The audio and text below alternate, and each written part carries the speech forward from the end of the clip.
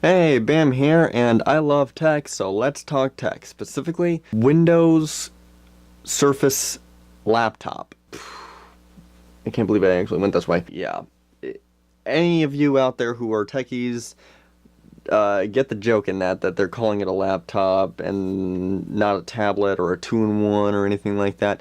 If you don't know what the Microsoft Surface Laptop is, here you go. Basically, it is an actual laptop. You cannot fold it 180 degrees, cannot fold it 360, cannot put any USB-C on it, will not be able to download exe programs and files onto it. You will not be able to run Android on it. Won't be able to put a CD in it, I don't think. I would hope not, but considering the fact they put USB 3.0 on it, I wouldn't be surprised if they also put a CD player in there too.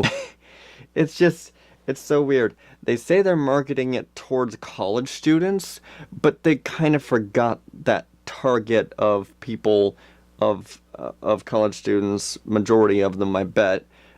They're switching over to USB-C because you can do so much with it because of how powerful it is. They actually have a headphone jack in it. I wouldn't be surprised then if it doesn't have Bluetooth on it, because Bluetooth for audio has pretty much surpassed wired headphones. You can only download apps available on the Windows Play Store. I didn't even know there was a Windows Play Store, and if there was, it's kind of like that local grocery store just down your street that is constantly afraid that is going out of business because it only carries its own brand name and that's it.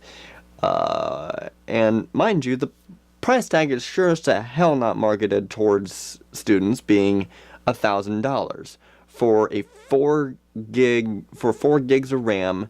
And I believe it was, let me look it up real fast, hold on. Reading it off of here so you can all see. Solid state hard drive, starting price $999. Windows 10 S. So I guess they're upgrading their operating system a little bit. 4 gigs of RAM, 8 gig RAM, and 16 RAM. So there's 3 different sizes, okay? 4 gigs of RAM, what the hell can you do with 4 gigs of RAM? You could be able to do some basic web browsing at best. Maybe write up some documents or something, but that's it. And most things are going to apps nowadays. You can still do web browsing and everything like that. Most websites are going to wind up pushing their app on you. So that's completely pointless. You don't have to choose between power and traveling light at just 2.76 pounds. Okay, so it is lightweight, so I'll give it that. Fine. Plus all-day battery life. The all-day battery life thing, I mean, great, but whenever you probably don't do very much, that's probably the reason why. Edge display, which a lot of tablets nowadays are actually missing this, including iPad. So, yay for that. Your perfect college companion, except for the price tag. I mean, come on, seriously? The operating system has apparently locked any other app or program from being installed on its operating system, which means that you're gonna wind up having to rely solely on Windows Store or Microsoft Edge browser, which is basically just Internet Explorer rebranded as far as I know. Unless Microsoft actually has a decent Windows App Store, which last we knew it didn't. Correct me if I'm wrong, but basically Windows Play Store is I haven't heard about any developers developing any new apps for Windows Store, even just to simply catch up to where Android and iOS are. Plus the fact that Windows Edge browser is basically just Internet Explorer rebranded, and everyone knows how many back frickin' doors it has. I mean, unless you are literally just doing, some basic social media and just the absolute most basic stuff you could possibly imagine, you're still going to be forking over a shit ton of money for it. I mean, dear God, being $1,000, it's going to allow Chrome browsers and other browsers to be installed. You cannot change the default browser.